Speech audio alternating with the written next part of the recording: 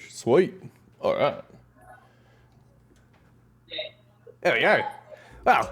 How's your morning been? Beautiful. Yeah, good. I'm just come from the gym now. Just did some clients and stuff. So Yep. yeah, keeping busy. How about you? Yeah.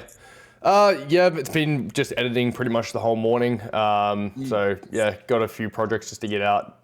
Well, So this you guys afternoon.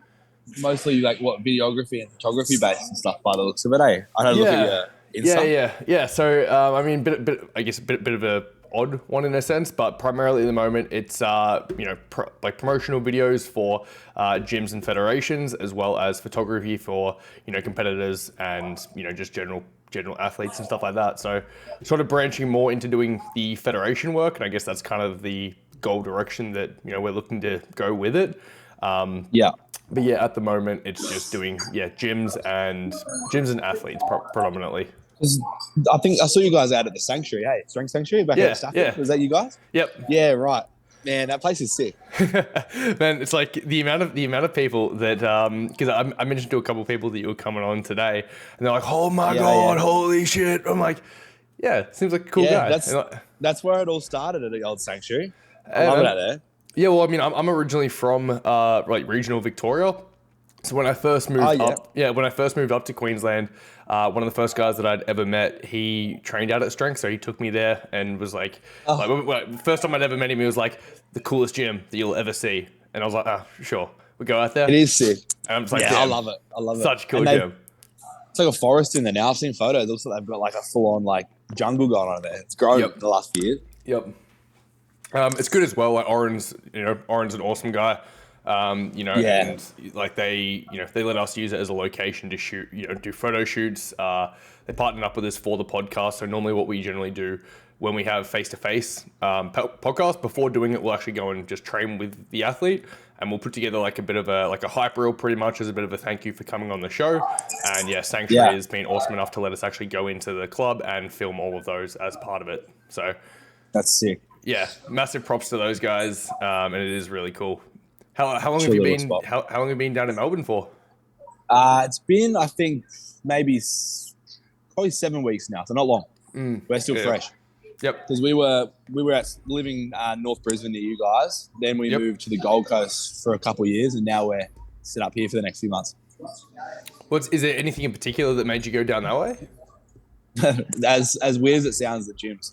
Like, we came here for the Nationals, the bodybuilding show here, and we're like, sick, the gyms here are sick. We should just move. We're like, actually, that might be not a bad idea. So we did it. It's a little bit more, there's a bit more of like a culture for like competitive bodybuilding here than Gold Coast and Queensland, I feel.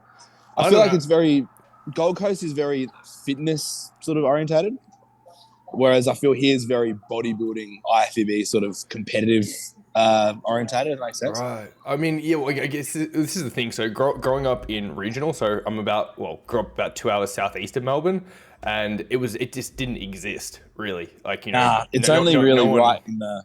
Yeah, right in the dead center of the city. So for me, being up in Brisbane, I was literally saying this on a call to someone earlier this morning, that I actually think the bodybuilding culture up here is really, like something special compared to at least, back home. So maybe I just need to spend more time in Melbourne itself. Maybe that's the problem. You need to come down to Brunswick. Did you ever go to Brunswick Doherty's? Yeah. Well, I mean, mate, I do like Doherty's. Like, you go there before like the Arnold Classic Expos, you just train and see everyone that's just, looking absolutely cranked, and it's just glorious. And you just, I remember those days.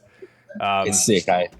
It's like, it is one of those things. Again, I thought I would have been well aware of it, like, because I used to work down in Melbourne, so I'd travel, a couple hours every day to get down there to work. I'd go up there specifically to go to the gym, especially when there was like expo seasons. I'd go up for a few days at a time and just hang out there. And I know that, like, one of the biggest pastimes growing up was my, I guess, still all-time favorite gym in a sense is Derrimut in Pakenham. Absolutely. I never went there, actually. Man, it's a cool club. It's just massive. Well, at least like massive in perspective. Where was it again? What one? So in Pakenham, Derrimut. Where's Pakenham? Pakenham is about an hour away from the CBD centre. Okay. Yeah, so I haven't travelled outside the CBD much at all. About an hour southeast. So it was for me at least, it was pretty much like the midpoint between Melbourne and where I lived. So, growing up, a bunch of friends every single weekend would just jump in a car, drive up there, drop 3 scoops of pre-workout, get absolutely cracked out, and then do a 4-hour leg session. What else do you do at 15 when you're getting into the gym and just having a bit of fun? Everyone's done that. It's exactly. How about yourself? How'd you get into training? I started training like the off season of footy when I was like 16, 17. Yep. Just to get stronger for footy and put on some size, and then I started. And then you literally turned into sport. The embodiment of Hulk in about 2 seconds. Just blew up. I guess so. Maybe I'm good at this. I remember I made one off season. I made some good progress, and I was like, you know what? I just want to keep doing this. Forget about footy. Mm-hmm. And that was when I was like 18, 19, and I'm 24 now. So that was like however many years ago, and it's just been evolving and getting better since then, really. But yeah. So were you always like, I guess, like a fast gainer? Like when you started training, did you just put on like size and strength really quickly, really easily, or like how was it for you? I've always grown very easily. I don't know if it's like, it could be a genetic thing, or it could be just the fact that I've gotten what I'm doing down to a T pretty well. So probably a bit of a hybrid, really. But yeah, I've always noticed like I tend to grow pretty quickly. I don't have to force my calories super high to grow, which is kind of sad because I've got the appetite of like a gorilla. I can eat forever. Yeah, I was going to say, like, does that ever cause any issues with that genetic when you're trying to actually, bring in conditioning? Like, do you run into, problems where like you gain muscle really quickly, but it's actually harder, I guess, to cut calories because you're just fucking hungry all the time and trying to support that? Not really. Like, I find I get lean if I'm cutting. I'll grow easy if I'm in a growing phase. It's just that I think my appetite's always greater than where my calorie goals are, just because I love to eat. But if you have a plan, you stick to it. So simple as that, really. Was there, I guess, like a particular time that it went from being, like I'm training for fun, this is enjoyable, to all right, I reckon I could actually compete, get on stage, do this well. Like, what was, I guess, like that crossover or that transition like for you? Hey, how's it going? Hope you're enjoying this episode so far. Just wanted to take a second and ask if you could please leave a review on this podcast. And if you hear something you think could help someone else, share it with a friend. Word of mouth is really the best way to help these things grow. So please, thank you, and enjoy the rest of the episode. It evolved a bit. Like, there was a point in time where I was like, this is fun. And then as time went on, I was like, okay, I'm going to take this seriously. So I remember when I was like, I would have been 18, everyone was having sort of 18th parties and stuff. I was like, all right, I'm going to stop partying and drinking and stuff for a bit. And that's sort of when I started to be like, all right, I don't know if I want to compete, but I'm definitely going to like put everything into this because it's what I enjoy it. And then I think the more I got into it, the more I saw bodybuilders and stuff. I was like, okay, I want to do this more and more and more. And then I finally committed to do a show. And then after I did my first show, then I was like, okay, this is what I'm doing. And then it leveled up even more. And life went from, I don't know, 60% bodybuilding, 40% relaxed to like 100% bodybuilding. So you pretty much just got you got that little taster and just got fully hooked on it from get go. How many? Oh, sorry, you're good. That's sort of what I feel like your first show always is. It's like a prove it to yourself if it's what you really want to like sort of pursue. Yeah. And I was pretty confident I did, but then after I did the first one, I was like, all right, this is definitely it. So I just went, all right, let's go, balls to the wall, everything into it. And then, that's when it proper took off, I think. But yeah. Hells yeah. So how many times have you actually competed now in total? Only 3 shows, actually. Jesus. So I did my first show just before COVID first hit. And then I prepped for a show end of last year, which got cancelled because of COVID again at like 7 weeks out. Yeah. And then I sort of continued a sort of prep phase until this year's shows. I did 2 this year. So really only 3, but I was gonna say, like, just looking at the stage shots though from the most recent show, holy shit. Looking good, man. Looking good. I was happy. I was gonna say, wait. That physique, it could do some damage. Yeah, I got some more growing to do. Like now that I've obviously jumped up into the pro league, I've got to sort of stack on some more mass, but I'm progressing well in that way so far. So I'm happy. Yeah. It's all about just piling on top of every show and making sure, I guess, every show you do, you're beating your last showing and then you're winning, really, are you? Yeah. Is it one of those situations where I guess like the next step is to go down the route of doing the pro shows in Australia first? Like, do you want to, I guess, like have a few pro Well, league shows here and then sort of look at the travel route, or do you have so that plan in mind? so my next show is going to be mid next year over in the States, most likely. So Yes. they don't really have any Australian pro shows for classic physique. Like, Yep. they have a couple of shows where they'll sort of limit it to just men's physique and bikini or some of the female divisions and stuff. But there's not really any big Australian pro shows. So I'm just going to go jump into the big ones and try and make it a bit more of a big thing. But because the only, I guess, like the only real big-ish show that was ever really here was when we still had the Arnold. Yeah. And then and that'd be nice.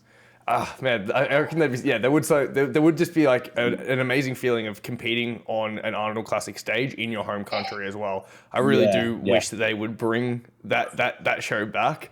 You know, I mean, even for me, like growing up and getting into video and stuff, even before I even thought that it would ever be a possibility of doing for a job, like the goal was always like, I want to shoot the Arnold Classic Ohio. And that is like that is like the show that you just want to be at. But I feel like there'd be something so special about doing the Arnold Classic Australia as well. So it'd be cool. I definitely prefer to do the big Ohio because it's the big name. But like doing it at home. Exactly. Awesome. Why not have both? See, is that too much to ask for? Is that too much? Really? Come on, Arnold, get your shit together and give us back a show. Yeah, I don't know if they do bring it back. I'd definitely be keen to jump in because doing a prep at home would be so much more convenient than traveling and relocating and all that sort of stuff. Because that's sort of where I'm at now in the process of organising exact dates for next year, what cities we're going to base ourselves out of for prep, what exact shows and the dates and stuff of them. So, and it's obviously going to be worth it, but it's a bit more of a thing to organise. So it would be a logistical nightmare trying to line that up. Yeah, it'll be obviously worth it. I'm keen for it, but I got to make sure I'm organised because last thing you want when you're in prep is to try and make your brain function more than it needs to. Because you get a bit dopey, as you probably know. But, so do you know what show you're looking at yet for that US debut, or is that one under wraps? Not exactly. So I know the time frame I want to do is about July, August next year. I don't think they've officially announced the exact dates for shows over there for 2023 yet. But if it's going off of what there was this year, I'd like to potentially do Chicago, Tampa, and what was the other one? Chicago, Tampa, and there was one other one. I forget, but they're all sort of around the same sort of time. Yeah, and they're sort of bigger shows, which is like I guess in a way Chicago Pro is amazing. Yeah, but I want to go and do a big one. I prefer to do a big show and potentially not have an as easy run than do a little show and just sort of do better without sort of having as big a competition, if that makes sense. But yeah, I think it'd be just so much more exciting doing a big show with a big name behind it and just giving it a mad crack. 100%. No, I reckon that'd be awesome. What so you did kind of mention how there's not, I guess, a whole lot available at the moment when it comes to the pro scene in Australia. What is it? Like, what is it like? Is there any more, I guess, information on that? Like, what it's like to be a pro in this sport? Are you kind of forced down the route of having to travel if, I guess, if you want to go further into it, or? At this point, I think, like, off the top of my head, there's not a lot of IFBB pros currently that are doing a lot of pro shows. There's obviously a handful, but there's not, like, a massive number who I think are super active at the moment, at least. But I've seen recently there's a bunch of Australians who've gone and travelled and done shows, I think, in Canada and Europe and America and stuff. So it's definitely the way to go if you're going to try and make it big time. Definitely go overseas and do the big shows. But hopefully there's more that starts to pop up around here as the sport grows more in the country too. But we'll have to wait and see. I mean, I guess realistically, the actual reason for asking that was kind of a roundabout way of trying to get there. But pretty much just like comparing, I guess, the physiques that are sort of available in Australia, like the physiques that are coming out of this country at the moment, versus what you think is going to be on offer at Tampa and Chicago. Like, what do you, in your opinion at least, like how do the physiques differ? Like, are we on par? Are we slipping behind? Are we just the underdogs that are going to come through and sort of crack into those bigger shows? How do you feel? Yeah, I guess about the actual competitors coming out of Australia more so. Yeah, I think there's a bunch of awesome Australian pros that are doing some stuff that have competed recently. The thing is, I think it's just in numbers. Like there's so many more pros in America because they have, if you look at the amateur shows, they have pro qualifying shows almost every week for certain periods of the year, and they give out pro cards for the winner of every class instead of the overall winner. Yeah. And then here, they'll give out a pro card to the winner over all of each category, only twice a year. So there'll only be me and one other classic physique pro that win a pro card this year.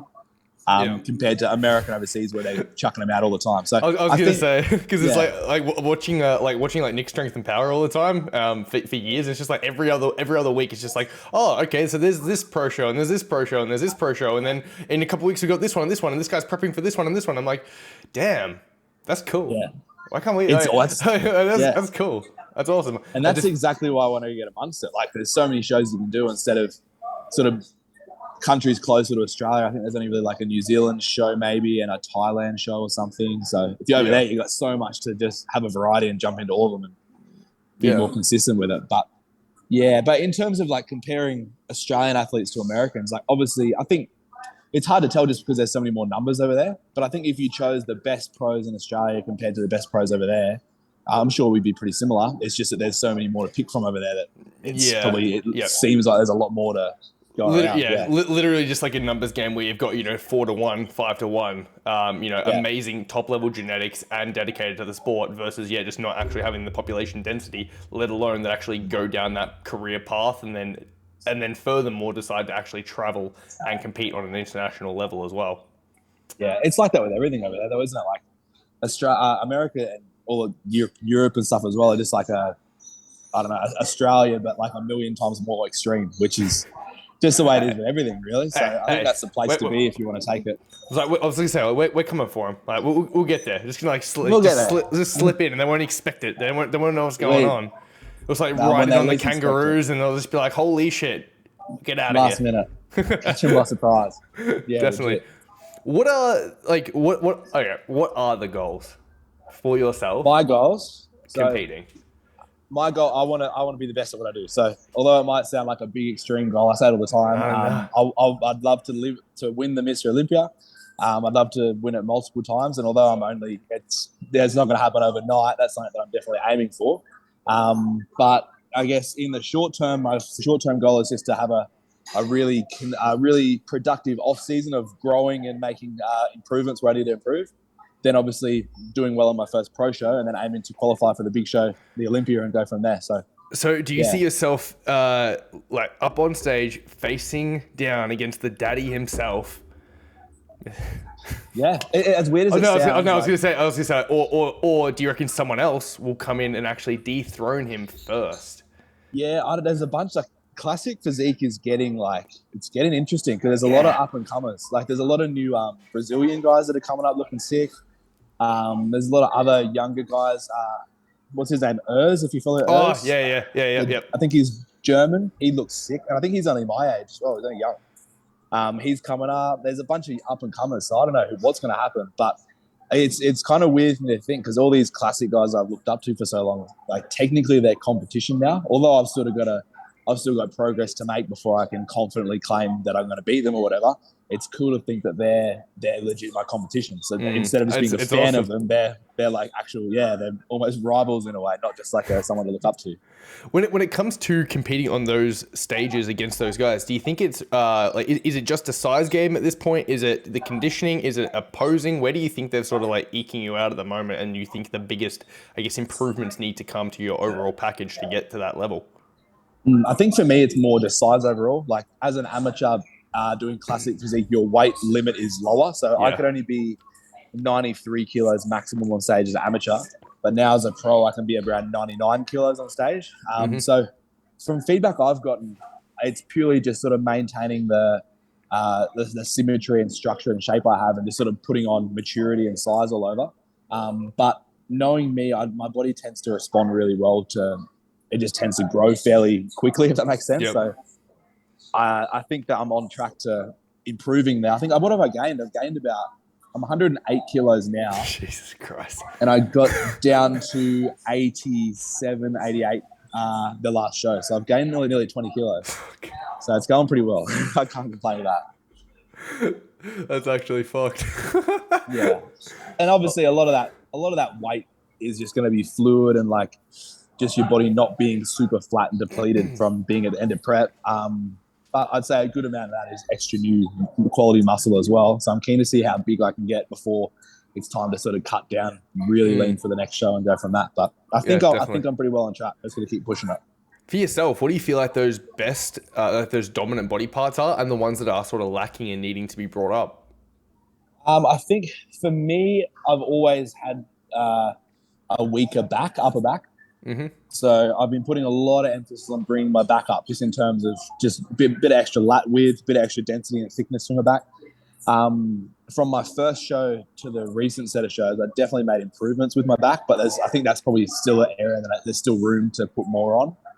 I think probably a little bit more. I think a lot of it's going to come with muscle maturity as well. Like, I was going to say, yeah, because I feel like for a lot of people, they say it is their back, and it is especially their upper back. And then the thing you sort of notice is when they do start putting in a lot more dedication and effort towards that, it's just the density and thickness of it that really gets built up, and sort of makes that massive shift in how the physique actually looks.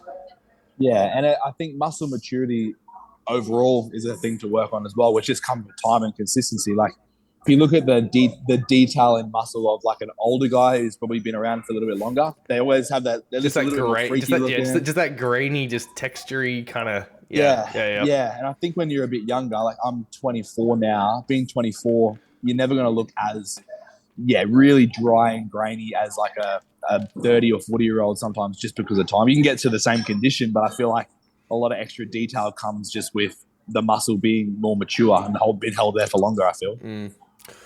When it comes to classic itself, was there anything in particular that like drew you towards that division? Is it just that you are naturally built that way, that you like the poses, or does it come back to, I guess like maybe old school bodybuilders that you sort of looked up to, or what was it that pulled you towards that division in particular versus say open, if you put on size so easily? I think it's a bit of a combo, because I think for me, genetically, my frame is very, suitable for classic. I've got really small joints. So having a weight cap, I weigh probably a little bit lighter than I look. So just because I got a light, small bone structure, but then if you can have more weight to play with and just have more room to put muscle on, I think it fits in well into a category with a weight cap. But then as well, saying that, like, I'm a massive fan of just the shape and the look of classic as well, because you can sort of have, you're going to be looking bigger than an average person, but you're not so massively oversized that you an open bodybuilder sort of frame. I love open bodybuilding. I definitely prefer classic, but if I keep growing and I max out my weight cap, I definitely go up into opens, and just try and sort of maintain a really, I guess, aesthetic looking classic physique in the open. I was going to say, because there's a few guys coming through at the moment in opens who do sort of, bring I guess that little bit of a classic look to it, and it is really damn impressive, to be honest. Yeah, like when you see the guys that can carry the size, carry the weight, and pull off like a classic physique while doing it, there's something about that that's crazy. I think for me, an ideal physique that I'd like to aim for would be like a classic physique if the weight limit was lifted like 5 kilos. So like a slightly larger classic physique without being a super heavyweight in the opens. That'd be like my ideal physique, I feel. Yeah. That's fair. All right, that. And I sort of look at I don't know if you've seen another Brazilian guy, Rafael Brandao. Brandao. He's got a sick shape, and I feel like something similar to him would be something that I'd like to have as an end goal in mind. But it's just, I guess, it'll wait and see how fast I grow and all that sort of stuff, really. Yeah, definitely. Do you ever find yourself, and again, I guess now that you are actually moving up into like those bigger leagues, and we're talking about, Tampa, we're talking about like going for the Arnold and the Olympia. Do you find yourself comparing yourself to those physiques, like those athletes, those people? Yeah. As weird as it sounds, I took a bunch of screenshots of like the top dogs of the classic and the Olympia. And then I went and did that little layout app where you put photos side by side. I went and put my photos side by side of me hitting the same shots, and like compared what areas they have over me and what to sort of I need to improve on. So I was looking at Urs again, Kalazinski. Yep. I remember taking a screenshot of him doing a front double bicep, and then my front double bicep from the stage. And the big thing that I noticed from that was his lats are a lot wider. So it's just my way of sort of like studying, I guess, what I need to put more emphasis on, and just sort of comparing. As weird as it sounds, like I put myself next to him and be like, all right, I need to have better development in this area to be able to beat this person, better development in this area to beat this person. And then, I think if you look at your weak points compared to others, you're going to come up instead of just trying to make yourself look good in your strong points. So, yeah. Yeah, I don't know. I mean, I feel like that is like the literal best way that anyone could go about doing it. Because, a lot of people run into the issue, especially on social media, where we see a certain physique and then we compare ourselves to that person, to that physique.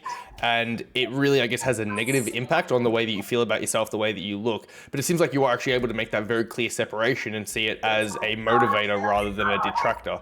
So, looking 100%. at that physique and actually being like, oh, okay, they win on this point. That's what we can work on. Whereas I feel like, it could be very easy for someone to be like, shit, they beat me on that point. Well, that sucks. Yeah. I like to look at not the negatives, but look at the areas I need to improve on in like a constructive way instead of a get yourself down negative sort of way. Like, I think Did you ever find that, like, did you ever have like a phase where you did sort of struggle with those, I guess negative comparisons or things like that?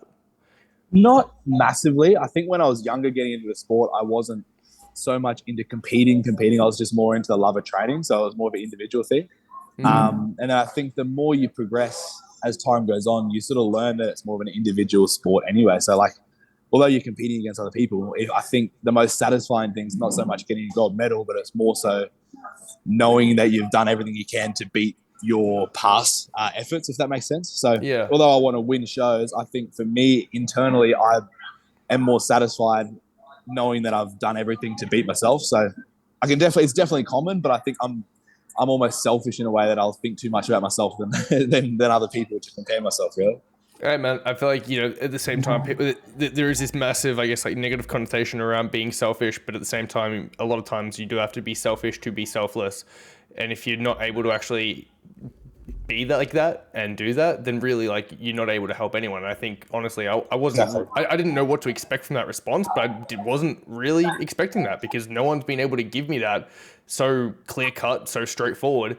And I believe it. And I think that could actually help a lot of people just to be like, hey, it's okay to compare, because we get this like negative view of you should never compare yourself to anyone. You should only do this. You should only do that. But it's like, no, it's actually a useful tool that you can use. At the end of the day, yeah, sure, it only matters about competing with yourself and being the best version of you. But if you can look at those external factors to help influence that decision and help give you a bit of guidance, then why not do it? I think as long as you're comparing yourself with others in an unemotional way, it's going to benefit you. Like if you can compare yourself with others to better yourself without attaching any emotion to it, you're going to benefit. If you're sort of trying to make yourself feel good about yourself or whatever and comparing yourself to others that way, then it can sort of become, there's no real use really. Like, yeah. Actually, taking the logical route about things. Exactly. And the fact that it is a process, same as actually building the muscle to start with and doing the conditioning. It is just a process that you're following to help get to an end goal.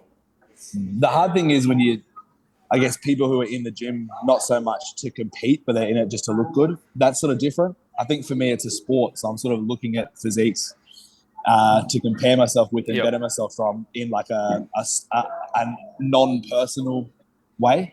Mm-hmm. Whereas if you're sort of just trying to look good on the beach and stuff, I think you might compare yourself in a more personal way, if that makes sense. So it's tricky for comparing between, I think, competitive bodybuilding or sport to just everyday people, I guess. But, yeah, definitely. Yeah. Something I'm kind of curious about because, you have only, like you said, competed a couple of times now and you are already on like such a high level. When you were coming out of that first ever prep or even going through that, but especially coming out, how did you find your first ever, like reverse diet post show, getting back through that? Because I know it's such a difficult point for so many people who are competing for the first time or who have competed multiple times even. But for someone like yourself, where it is a sport and you can make that connection, so that disconnection, and you are sort of so into it, how did you respond to, ending that first prep, that first comp? Yeah, I think I learned pretty early on that you need to set yourself another goal post show. If you don't, you're sort of going to be a little bit lost and sort of be like, oh shit, what's my reason? Why am I doing this? And you hear that all the time, and it's like a really common thing, as you said. After shows, people sort of feel a little bit lost for a bit because there's one date, it's over, what's next? I think I'm lucky that after shows, I just sort of set myself new goals, and that's what's kept me, I guess, on track and kept me progressing. But I think without having like another set goal in mind, it would definitely be difficult. So I think as well, like bodybuilding is one of those things. Some people can take it as a seasonal sport. They'll do a prep and then relax from a little bit. And then other people will just sort of be almost in like a prep mindset year round. And that's sort of what I enjoy. So I do it that way. And I think that sort of keeps me on track because I'm always in that same sort of mindset year round. But yeah, when it fluctuates, I can definitely see why it's so common that people sort of struggle because it's hard to switch your mindset out of a prep mindset all the time, which is, I think, something that everyone's, very commonly dealing with. But yeah, definitely. I think the main thing is purely just having another goal, whether or not it be another bodybuilding-based goal or another goal in terms of something completely different. But as long as your mind's got some sort of goal and then a plan in place to follow to get to that goal, you're going to keep yourself on track to whatever you're doing. But I guess as long as there's another end destination, so that you can put yourself on the path and be working towards something, not just be lost. Really, exactly. After being so set on something for the past 12, 16, 24 weeks, and then go to nothing at all. I guess it could just come down to the fact that your brain is just wandering so much, and it has so much extra time and space and food to finally be able to freak you out and wonder what the hell's going on and what you've been doing with your time. Legit. No, you definitely need a plan in place. I think if there's no plan, no goal, it would be very easy to go off the rails and struggle a bit for sure. Now, I'm looking at the jumper that you've got on there. Right away. Do you get amongst the right away? I was an absolute right away fiend when I first got into the gym. I absolutely loved them. I'd rock the shoes around 24/7 no matter where I was going. Second year of the Arnold Classic, I took a pair with me and got it signed by like Christian Guzman, Max Tuning, all the TMJ team. I always did like how comfy they were. But well, I wore the stuff always, really. Like I remember when I first started, I think my first big gym order was like a big right away order. I got all the stringers and singlets, and I was like an 18-year-old. Like, this is sick. And then I was lucky enough to sign on with right away, I think a month or so before the last shows just happened. So obviously now we work together. They send us some awesome stuff. My whole wardrobe is pretty much like right away now, but I'm spoiled. I was gonna say, like, because I feel like like local brands, that's probably one of the bigger ones that I guess like Australian athletes really look up to and aspire to and love. How did that actually come about? Well, I think Right Away is based in South Australia, aren't they? So they're based around here. To be honest, my partner Morgan had been working with Right Away for a little bit as well. And then not long after, I just got an email from someone saying, "Hey, do you want to jump on board and work with us?" I was like, "Of course I do." What a stupid question. And then, from there, I've been lucky enough to work with a brand that I actually enjoy, which is sick as well. But no, I'm happy with that. That's awesome. So you said your partner Morgan had already been working them as well. Does she compete as well, sorry? Yeah, she hadn't actually done. She does compete. Yeah, she hadn't done a show before she signed with Right Away. I think they just sort of liked her social media sort of footprint and brand and stuff, so they hit her up. But she's competed now. They have a recent show that I competed at as well. That was the next question I was going to say is, did you prep at the same time? Yeah, and to be honest, it's far better prepping together than not prepping together. I feel like people will tell you otherwise, but I think it's sick because there's been times where I've been in prep previously, and she hasn't been in prep, and I think secretly she was almost hating me because I was sort of had less energy. I was like in prep and sort of very tunnel vision, and she wasn't getting as much attention as she normally would, I guess. But doing it together, she realizes that it's not a personal thing. It's just the way it is. And she understands it because she's doing the same thing with me. Prepping together for us was awesome. What division was she competing in? Bikini. She's did bikini. Yep. So she was the same as me. She did a bunch of preps previously, but she had 2 shows she couldn't do because of COVID. Yeah. So although it was her first couple of shows this year, she'd sort of prepped for a few shows beforehand anyway. So she's been in it for a little bit. But she did really well. She won the novice category in bikini, the first timers and all that sort of stuff. I think she came second in her class in the overalls. So now she's sort of in a similar phase to me, to sort of putting on a bit more size and maturity. And then she's going to shoot for her pro card early next year. And then we are planning on traveling the world, competing together in the pro leagues after that. That's awesome. I mean, that's dope. I mean, very, very similar, I guess, in the sense where, like, with doing all this, I just always love training in the gym and always love just, you know, bodybuilding as a sport. I think it's amazing just seeing what the human body is capable of being pushed towards. And I love that aspect of it. And, you know, I came to the realization that, hey, I do not have the genetics to compete at that level, and I don't really think that's something I would want to do with my life either. How can I try and get around that still, that vibe, that atmosphere?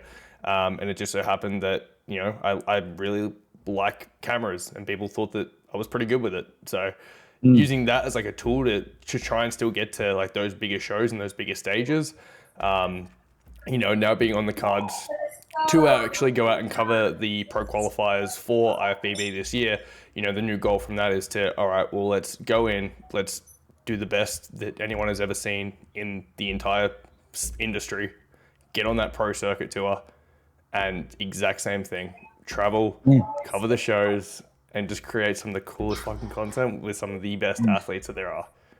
That's sick. I think that's what it's all about, eh? Like, you can be a bodybuilder, you can be a videographer, you can be an athlete, you can be like a ballerina. But I think if you find your thing and then you have that goal of using your passion to take you places, I think that's like what everyone sort of needs in life, I guess. So we're lucky. We're the lucky ones. It's just like, yeah, I mean, because you don't understand. It's, like, it's the only thing that you can do for, you know, like wake up. Like, I mean, shit, I started work this morning at 4:20. Like just after 4 in the morning. But you just, you get up, you do it, and you're like, oh, sweet, that was awesome. Let's keep going for another couple hours and another couple hours and another couple hours. Just like, it makes life if you love it, it's enjoyable. Exactly. If you do what you enjoy, it's not working. It's just, you know, your favorite thing always. 100%. As a living, so it's awesome. Now, I was just going to say, we did have a couple questions that sort of did come through. The one thing I'm actually going to have to do, though, is because Zoom has decided to absolutely kick me in the balls lately. And they have put a time limit now on their calls, even if it's only one person. It used to be if you had more than 3. Now they even do it for 1. So we have 2 minutes left until it actually kicks me off. Is it all right if I'll just say, I'll end this and I'll just DM you a new link to rejoin straight in? For sure. Just DM over Insta, yeah? Yeah, that's probably the easiest way. So it'll take probably a minute for this video to save, and then after that I can schedule in a new one and then just send you a code. No, that's all good. It took a while for it to bloody even let me send out a link. Zoom started like crashing, and then my camera started crashing, and I was like, ah! We got it now. There we go. See, now I'll move this out to the side so you can't see the light, because that, you know. That's a good setup you got on there, eh? It looks very professional. Mate, well, you're a media company, aren't you? You'd expect it. If I'm being lazy as well, we just press that one, and then she starts to just sink down for me. I love it. Setup well. And then we can just, it's good, you know, plop in here and I can just like, do like training videos and stuff like that. And recordings. It's quite nice. Although I do have to clean up the background here with just cameras randomly sitting everywhere. The guitar's going on, the whole man cave. I love it. Mate, a green screen that's been sitting there for the past 6 months because I bought it being like, oh yeah, green screen, that's awesome. Then I opened it and then I couldn't get it to fold back up properly again. So now now I just have a green screen sitting around, you know? Media. All the toys. Exactly. It's how you make people feel like it's professional, you know? Like it when you walk in, you just see a giant light here. Normally what we do is for the actual like in-person podcasts, there's like a little balcony area out to this side. So we'll just shift those out there. They come in through the windows and then, you know, camera from this side and then camera from that side, and they just like cross over each other. Yeah, right. Good use of space. How often are you doing podcasts? Is it like a weekly thing? At the moment, yeah, they're going up weekly. Say at the moment, there's actually, I think we've got like, this is the 3rd one in advance that's ready to go. So I've been sort of racking them out, you know, just for a bit of fun. I enjoy doing them, to be honest with you. What do you, if you don't mind me asking, how long does what length of podcast does the best in terms of views and stuff? Good question, actually. I should probably know the answer to that. I honestly haven't paid too much attention to it. I think normally around the hour mark is generally a sort of sweet spot. You start going too far over that and, you know, people just drop off. At the same time, though, I don't really care too much. I mean, you look at, say, the one that's meant to be coming up this week is with Mariah Jean, which was a 3-hour episode. Yeah, we just started talking and shit got deep really quick, and it stayed there for a while. But if it's good, it's good, eh? People exactly, enjoy it. exactly. I'm not gonna lie though. Oh, sorry. I was just gonna say I was asking because I'm thinking of starting my own myself, and I'm trying to organize how long it should be going for, like in terms of engagement with people. But obviously, it doesn't really matter too much. Generally, I think around that hour mark is sort of a good place to be, because that way the conversation flows fairly easily. You don't have to worry about topics too much or anything like that, and it's good. If they do run over that, then I think that's also cool. Like we had one that was with like another like videographer talent on, and just because we were chatting up about cameras, that ran into like just over 2 hours. And then with Mariah, because we just got into some deep life stuff, that trickled into the 3 hour mark, and I think we ended up actually speaking for another like hour off camera, hour and a half off camera as well. Yeah, right. So they have the ability to go crazy, but the good thing as well is like your editing time is a lot less the shorter they are. If you're just doing like an audio only version, that's not too bad. Legitimately, I'm actually considering putting this episode up this week instead, because I'm actually heading overseas on Monday. So I've got like 4 projects that are due for clients that have to get done over today and Sunday, really, because we're shooting tomorrow as well. And I know that like the one with Mariah, a 3 hour podcast. So it's going to take, it's going to take a good 4 to 5 hours to edit that. Plus, because we normally do the, athlete introduction videos, so pretty much like a little like workout montage we put together while we're training beforehand. That's another sort of hour and a half to 2 hours. So you're looking at around like a 6 to 8 hour edit just to get a podcast episode up. So they take a bit of time. Yeah, sounds worth it actually. Oh, like I said, I bloody love it. It's good fun. Just to sort of tick over a couple of questions we did have come through, because you would actually be able to answer this, I guess, in the sense for yourself and your partner as well. Advice for first-time competitors doing IFBB in both female and male categories.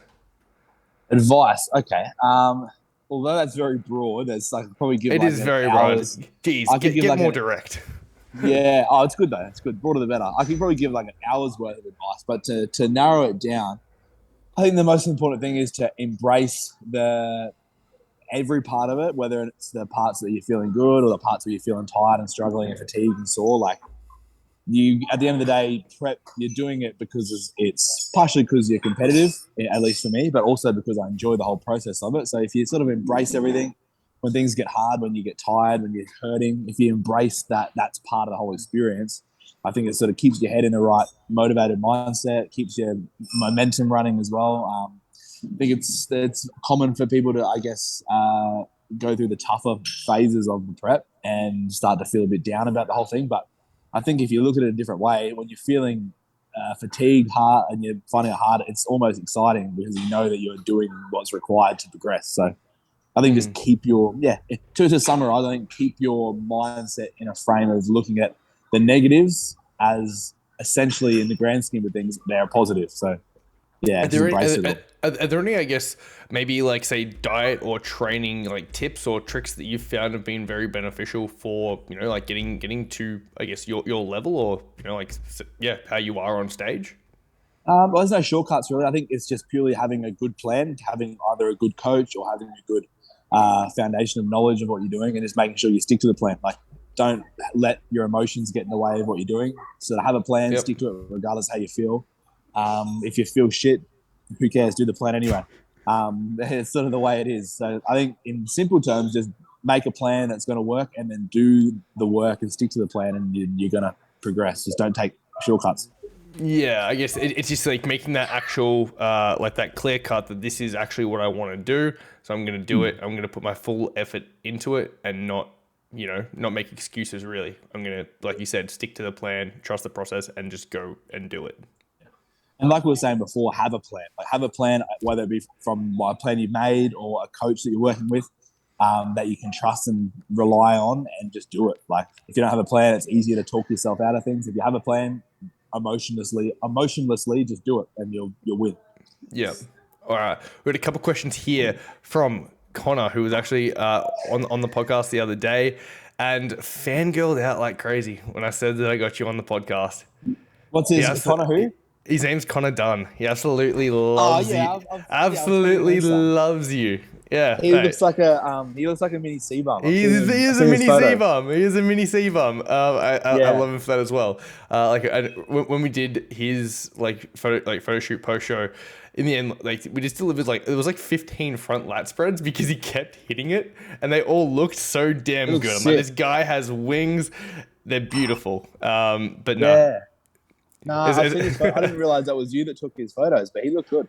Yeah, as soon as I said that, got you on, he was just like, oh, Jesus. So we got a couple questions from Connor. Any struggles through prep, e.g. mentally or in a relationship?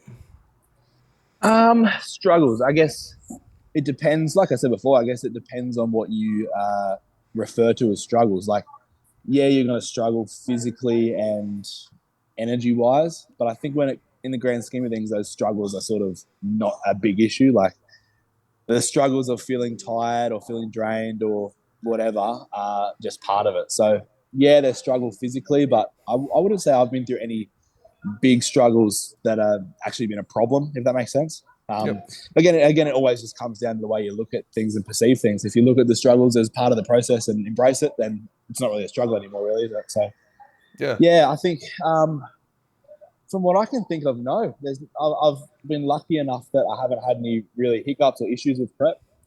To make that a boring answer, but see, I think that it's actually a really good answer because what it actually showcases is that at the end of the day, it really is that perspective. It's the mental fortitude to actually choose how things are affecting you and just understand that, because you could see situations in your life that could have had negative effects, or you see I guess similar things from a lot of people where they do get impacted by it and they go down this negative route of either negative self-talk or just feeling like crap or this, that, and the other. But I don't know, I feel like it's good to hear from someone who is just no, I don't have these problems. I trust what I'm doing. I trust myself that this is what I want to do, that this is the process, that this is how it works. Yeah, I think that it's actually quite a good response to hear. Yeah, there's a quote that I've recently re-listened to that I've been just reiterating in my mind whenever I go through periods of the day where I might feel a little bit tired or a little bit less motivated. I think it was a Tim Grover quote, and he said, your mind needs to be stronger than your feelings. So if your mind knows what's happening, your feelings don't let them really take over. Yeah. And I think it's good to have sort of little phrases in that, in your mind to cue a reminder to not let emotions take over. And that's, I think, the end. Although it's a physical sport, if your mind is stronger than everything else, it's a mental sport at the end of the day. And that's what's going to make you succeed, I think. Yeah, 100%. I mean, getting mentally sticking to a diet when you know that you're hungry, going and doing cardio when you know that you're tired, going and training when you feel flat and don't feel like doing it, doing your posing and trying to, not compare yourself in a negative light to people. It is a massive, massive mental sport. And I think that a lot of people, their physiques would be a lot better if that mental switch was a little bit different. Same as a lot of people would probably have much worse physiques if they didn't have that mental switch. You're spot on there. Yeah, right. Mine comes first, everything, really. Yeah. How did you go about getting sponsors to notice you and grow your following on social media? I think I've recently I've gotten over the fear of what people think about posting stuff. I think there was a point of time where I was a bit younger and I wouldn't really post a lot of my progress and my training journey online because people don't want to see this. I probably think it's stupid or whatever. But I sort of wanted to post it because I enjoy just documenting and journaling what I do. But I think I just got to a point where I'm like, I'm just going to post stuff and just do it just because I want to. And I think when you start doing that, you start posting things for the right reasons, which is purely just, I guess, to share your knowledge, to help people, document your progress. And I think from that, people, see things that they can relate to. And then as time goes on, your following grows a bit. Not that I have a massive following or anything yet, but I think it definitely stands out to potential sponsors and stuff too, who will sort of see what you're doing and like it and take a bit of relation to it. And then that's where it sort of all stems from, I think. But yeah, main thing I think is just post what you enjoy and sort of put yourself out there a bit without trying to fit into certain, I don't know, certain ways of being accepted or whatever. Yeah, that is very true. I guess it really is just sort of being yourself. And speaking, like touching on the saying like you don't have a large social media following. Well, in that case, then I'm very glad we got him when it did, because it's gonna bloody explode as soon as this man touches US soil. Jesus. Yeah, I hope so. I hope so. Not that the numbers matter on social media, but you know how it works. The more following you have, the more potential clients and business prospects and stuff sort of start to be exposed to. So at the same time, though, man, even if you say like that number isn't very high at the moment, because I've had a look, I see your posts when they come through. You get really good engagement, which is the more important thing at the end of the day. Like that's at least the people who are following your account and do see it, they are actual people. Yeah. Like like that's half the battle, isn't it? Like they're actual genuine people. And even like coming into this, just mentioning your name to a couple people, every single person that I mentioned it to knew who you were. So it's like cool to think about. It's cool. It's cool, man. It is. Hey, a little celebrity up here in Brisbane, mate. See, people miss you already. It's good old Brisbane, eh?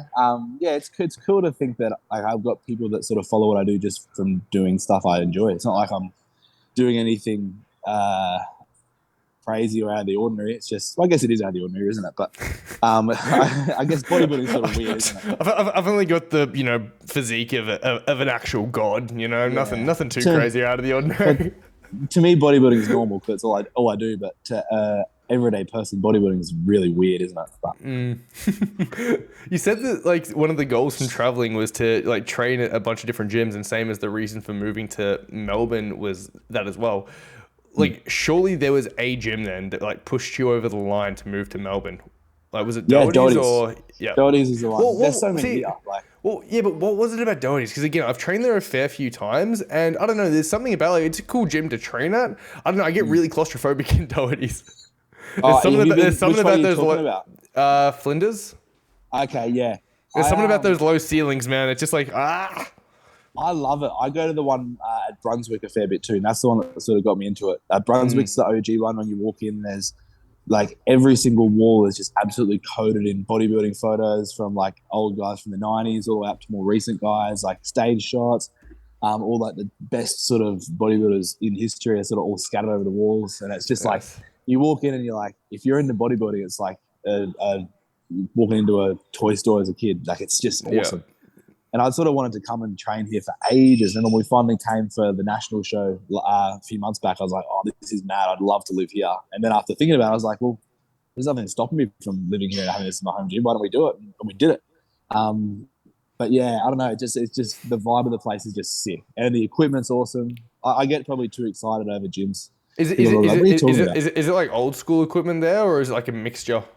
Bit of a combo. Like there's some real old stuff in there, and you look at it and be like, "Does that still work?" And then you jump on, and it feels like and it just like has hit things you've never felt hit before.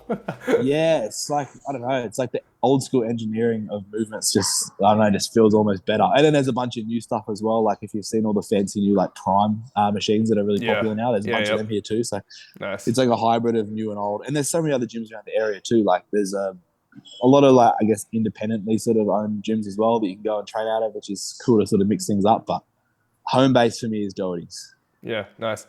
And is there like a tier list of gyms that you want to hit up? Or is it like like the number one gym you've always wanted to go to, or? There's a few around. I still haven't. Like, I came here wanting to go to heaps of gyms, and then I went to Doherty's and like Doherty's is all I need. Like Doherty's sick. Hey, it doesn't have to be local. We can we're talking like worldwide here. If there's just like a few gyms that are like surely Venice, like surely Venice Beach is like it's got to be Gold's on there. Venice. Gold's Venice is on the list. Obviously Flex Lewis's gym. The Dragon's Lair is sick. Yep. I really want to go there as well. There's so many ones over in the States that just look sick, but it's fun just trying out heaps and just giving it variety and feeling the vibe of different gyms and meeting the people from certain gyms and stuff as well. Yeah, but the list is too long. I really want to try out Alpha Land. Yeah, it looks sick too. Something about that place just looks cool. I don't know. I feel like there'd be way too many like just social media influencer vibes there. Looks cool though. So it'd be cool to, I reckon it'd be cool to train there, but probably like a little too over the top as like a home gym to be at. And it's like, it'd be a cool like excursion. Yeah. To literally be like the sort of person that I just said would make me annoyed about being there.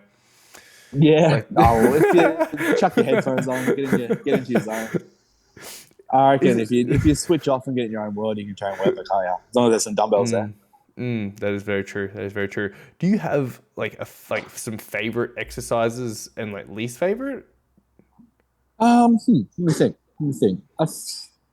I like most exercises. Like there's some movements for me that don't feel super natural. I've never really felt really natural doing a back squat.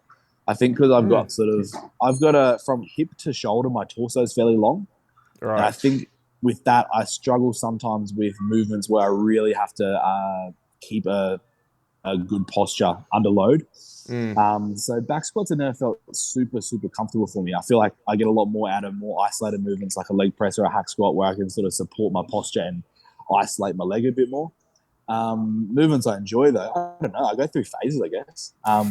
But for me, I have a very rigid plan. I'll do the exact same movement every week for a block of training, and I just sort of stick into them and make sure I'm progressing with them. And then as soon as I start to plateau with them a bit, I'll move on to others. So yeah, I don't know, it changes. When it comes to like from the sheer amount of like size that you actually hold, like what sort of strength carryover does that actually like have? Like when it comes to say like movements like either, you know, I don't know, like a bench press or a dumbbell bench or even like say like a seat, like a machine row or something.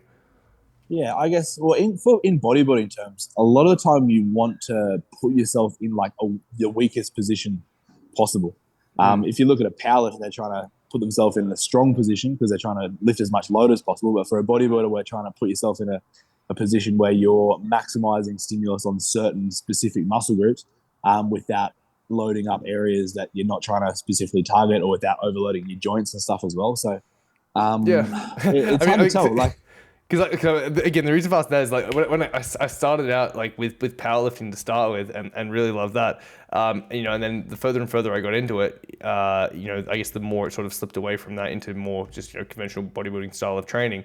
So now it's at a point where, you know, like I'll go compete or like go train with people who have just competed, and, you know, little females that have just done the bikini show, and like I'll get outlifted on shit sometimes. So it's like, I don't know, like size wise, a hell of a lot better. Development-wise, a hell of a lot better. But the strength carryover in some movements just isn't there, and I'm okay with that. So I was just curious for yourself, like if there had been, I guess, like, you know, a relative like strength carryover, or if it was similar in the sense where it's like, you know, I guess the training stimulus and response is just different. Yeah, I'm definitely forcing progression with my strength every week and forcing myself to do more. So I'm getting stronger, but I haven't actually tested like a big deadlift or a squat or anything in a long time for a 1 rep max. So me doing deadlifts, I'll do deadlifts at the end of a hamstring workout once my hammies and glutes are sort of pre-fatigued. So again, I'm sort of putting myself in that position where I'm a little bit weaker, but I'm isolating the certain areas more. So I'd never really. Like, yeah, like what are those numbers when you're pre-fatigued?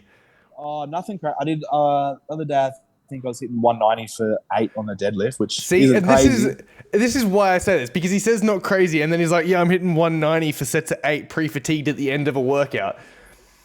Yeah, I guess it depends though, doesn't it? Depends how you talk. I reckon I need to try good conventional deadlift when I'm fresh at the start of a workout, maybe. Yeah, but because you say not crazy, but to the average human, you know, us mere mortal humans, that's fucking crazy. I don't want to hype up my ego too much, so maybe I'll stick to deadlifts at the end of the workout, just so the numbers are a little bit more generous. Jesus Christ. I wouldn't mind doing a powerlifting show one day. Maybe when I'm old, I'll give a powerlifting show a go, but don't know. Solid. Oh, give me 1 sec. I think there was just one more. I think just about wrapping things up. There was actually one thing. This is, I feel like such an absolute fucking twat for doing this, but I thought it might be kind of funny. So I was editing some photos from a shoot the other day that we did, and because our head of marketing, Kimmy, is actually in a bit of a training phase at the moment where she's learning studio photography as well. She's really interested in actually jumping onto the photo and video side of things as well. So post shoots at the moment, she's doing some test rounds with me where she, like through the actual shoot, she'll watch what's going on, she'll assist, and then once we're done, she'll grab the camera and I'll jump in and she'll just get me to move around and pop up a few shots and all that sort of stuff. So because of that, for the first time ever, there's a couple photos of me looking like an absolute twat. So from an IFBB pro, we're gonna rate my physique. Okay, all right, let's do this. This is gonna fucking kill me. Luckily, I am wearing a shirt for the whole of them, so you can't see how fluffy I actually am. So we're going off just straight up muscle size at the moment. Sick. All right. So we're in a weird position here, I know, but this is how my biceps look. So we're gonna just you're hidden away. I'm trying to scroll. Oh, I'm hidden. How am I hidden? Well, right now, the camera I've been looking at you on the whole time. All I can see is your head. I didn't notice you had any mass on you. Ah, yeah. So there's definitely some size on him. I don't know this. See, this is like you saying that 180 is not much. So we'll bump up the exposure a little so we can see what's going on a bit. He's got quads on him. He's got biceps on him. Everything.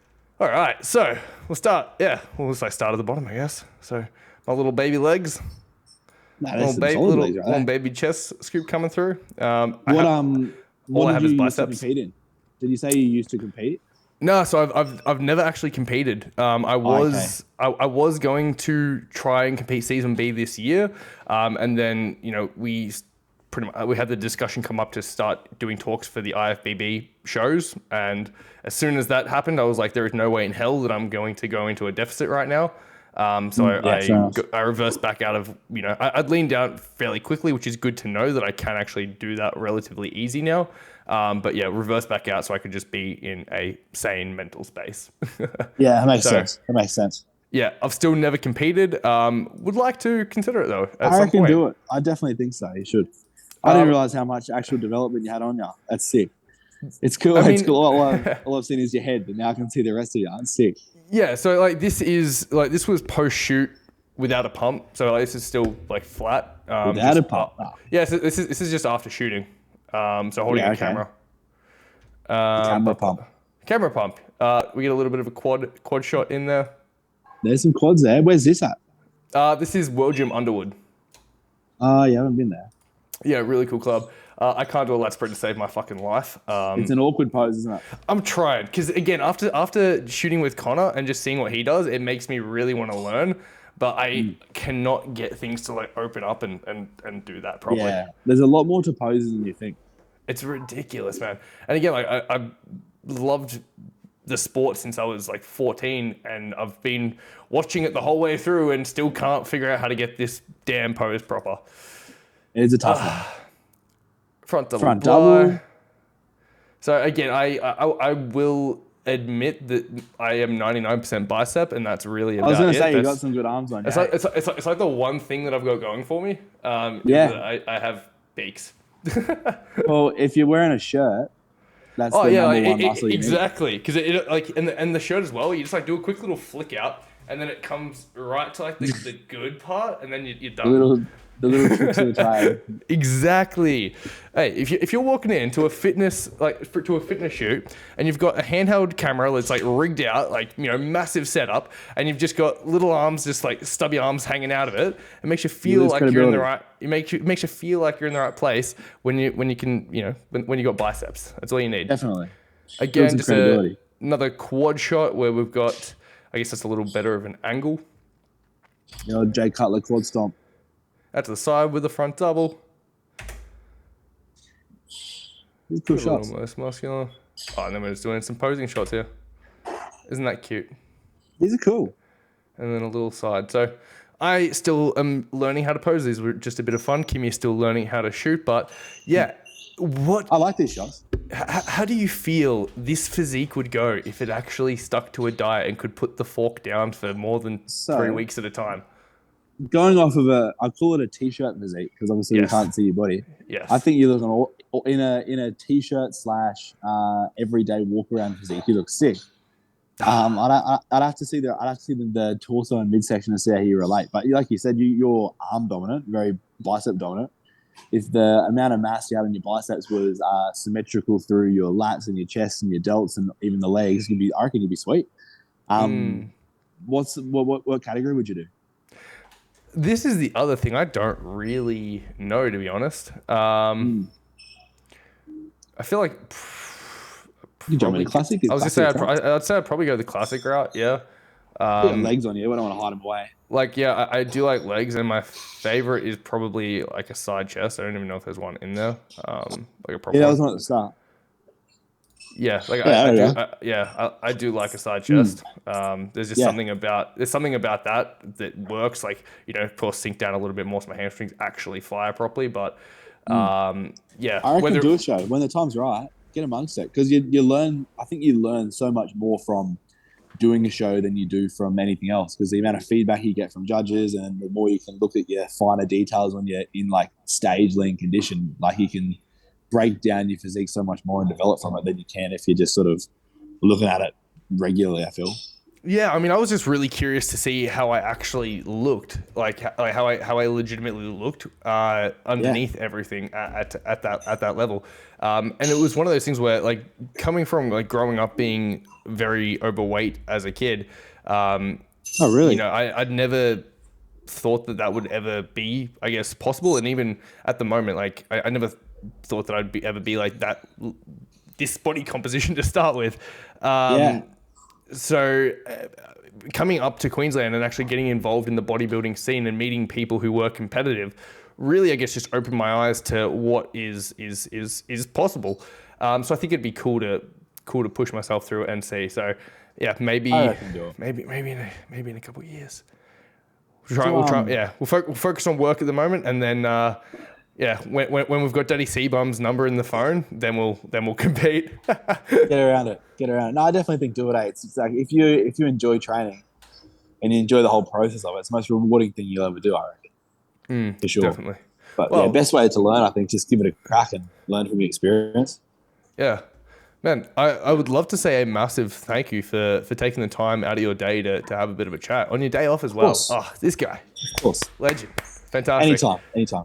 I enjoyed it. No, I really did enjoy that. It was good just to chop it up, get to know you a little bit better. If you're ever up Brisbane way, man, let me know and hit up a session and hit an in-person one. I would love to come back to the old strength sanctuary because that place was sick. Like, I love the gyms here, but the sanctuary is definitely the most unique little spot. I have to come back down and it's an absolute another crack. Well, see, the other thing, man, is because recovery and optimizing just how your body is and functioning is so important. The podcast, and as a whole, we actually partnered up with a physio and recovery group up here called the Body Collective. So all of our guests who actually do come on do get a free treatment with those guys. So another little incentive when you're up in Brisbane next, let us know. We'll hook you up with those guys. You can go in, get a free session done, get a bit of a checkup. They absolutely do a fantastic friggin' job, and they're very heavy in the competitive scene. So Mon and Fraser both compete themselves. They work with a lot of athletes who are ICN, IFBB, and have just really, really big aspirations for where they're going. So it's awesome to get to work with people like that and to be able to, help out the community. And as a bit of a thank you for coming on the show, be able to actually give, athletes something to go and use and get around it. Yeah, sweet. I'd love to do that. I will definitely have to hit him up. I'm keen to get back down there or up there. Mate, I was gonna say you'll step in and just be like, "Fuck, we need a bigger door, boys." That's the goal, isn't it? That's the goal. The goal is to outgrow the doorway. 100%. Okay. Thank you very much for being on the show. And it's been weird. Well, this is a weird one because I didn't do an intro today, so now I'm gonna have to do an outro without an intro. That's okay. Yeah.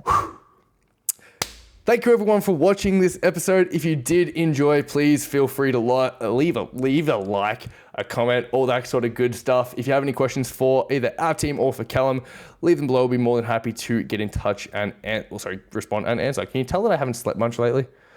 Fuck. You seem energized to me. I would say the opposite. Well, energized, yes, but like mentally just caffeine. Sluggish at the moment. Yes. If you did hear anything in here that you feel could help anyone else, please do feel free to give it a share to them as well. It would be much appreciated. And we are out. We're out. Thank you. That was enjoyable. I love a good podcast. It's enjoyable. Hey, hope you enjoyed this episode. If you did find something useful, please do share it with someone else you think could find it useful as well. If you're over on Spotify, please do leave a review as well. If you're over on YouTube, consider dropping a subscribe, a like, a comment, and all that good stuff. Thanks for watching, and enjoy the rest of your day.